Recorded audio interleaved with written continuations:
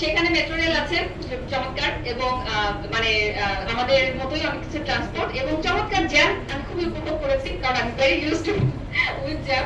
So আমার খুবই ভালো লেগেছে যে সেখানে যে আমি জ্যামের দেখা পেয়েছি, এবং সবকিছুর ভিতরে আমার যেটা ভালো লেগেছে যে নিট অ্যান্ড ক্লিন রাস্তা, এটা ভালো লেগেছে। এবং আমি আমার সামনে কাউকে সিগারেট খেতে, ধূমপান করতে বা এই ধরনের কোনো বিষয় আমি দেখি না, এটা আমার কাছে খুবই ভালো লেগেছে।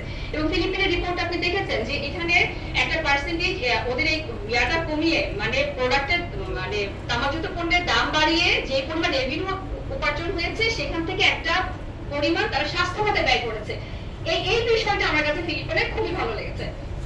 এখন কথা থেকে যায় আসলে প্রোডাক্টের দাম বাড়িয়ে, রেভিনিউ বাড়িয়ে আসলে মানে ইউজটা কমানো যাবে কিনা। আমি এমন মানুষের কথা জানি যে সন্তানের ওষুধ কিনতেছে না তার এই মাদকদ্রব্য কেনার জন্য, তার সিগারেট কেনার জন্য।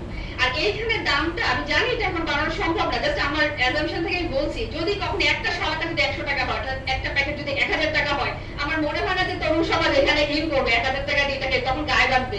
একটা মেয়ে কিনতে গেলে চিন্তা করবে যে আমি একটা ড্রেস কিনি বা আমি একটা ব্যাগ কিনি, একটা ছেলে কিনতে গেলে মনে করবে যে না আমি একটা এটা কিনি। হ্যাঁ, তখন একটা ইকুয়ালিজমটা আসে। সো একটা আইডিয়া এখানে আসে যে একটা শরাটা বিক্রি করা যাবে না, এক প্যাকেটে বিক্রি করতে হবে। এবং